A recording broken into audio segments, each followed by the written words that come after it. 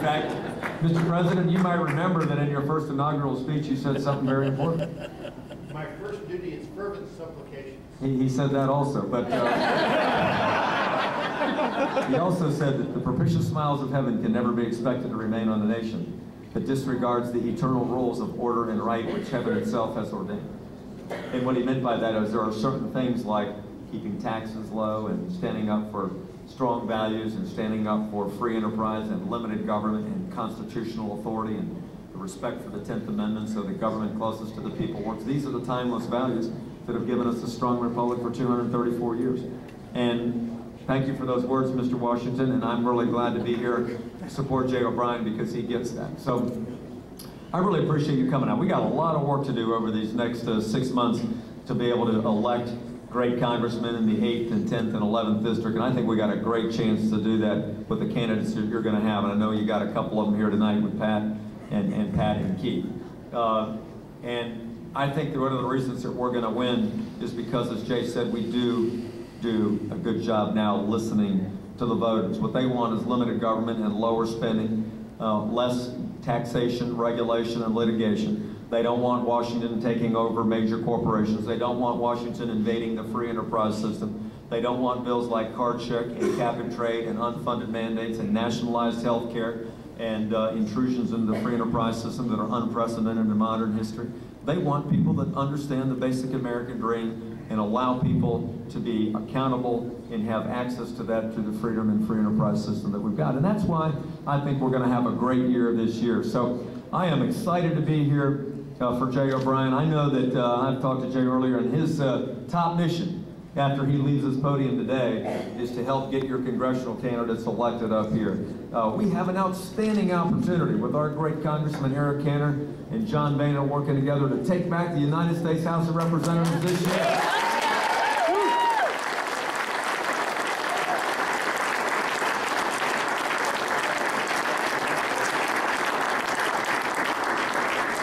When you look at the direction the Congress has taken with some of those, that parade of terribles I just told you about that they're engaged in, it is vitally important to you, your kids, and your grandkids that you don't saddle them with this unsustainable level of debt, that we make a statement during the course of these congressional elections that this is not the right course for America and that we need people that understand those founders' principles to be elected to office. I can tell you right now, we have 37 races for governor right now around the country.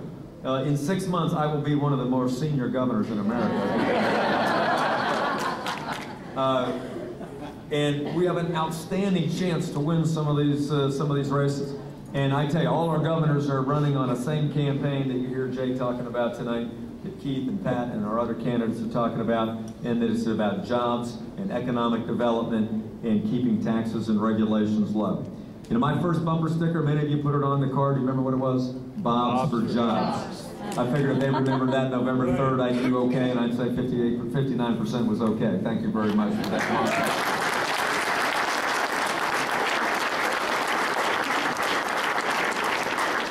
In fact, my friend Bob Ehrlich from across the Potomac has announced that he is running for governor again in Maryland. And of course, his first bumper sticker is Bob's for Jobs. In fact, every Republican candidate is changing their name to Bob, so they that will be a theme of their campaign. So I know I'm preaching to the choir. You get it.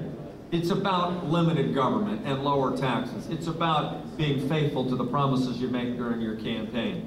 And that's why I'm here to support Jay. He's been an outstanding public servant, military man, small business leader, great senator and delegate.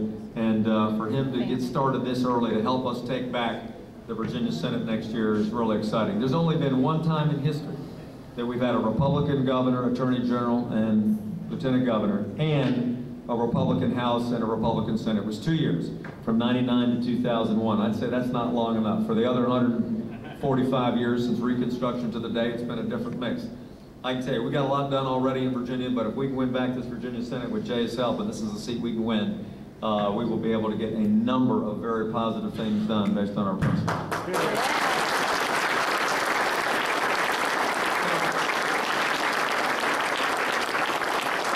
Let me just conclude by saying thank you to you. I know you're here to support Jay, but I know between now and November 2011, you're going to put in a lot of time, talent, treasure, and shoe leather helping our candidates for Congress.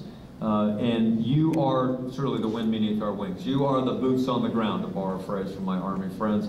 You're the ones, now Rich, I know the Air Force softens up the targets with the bombing, you know, that's the TV commercials, but you know it's the Army and the Marines that really get the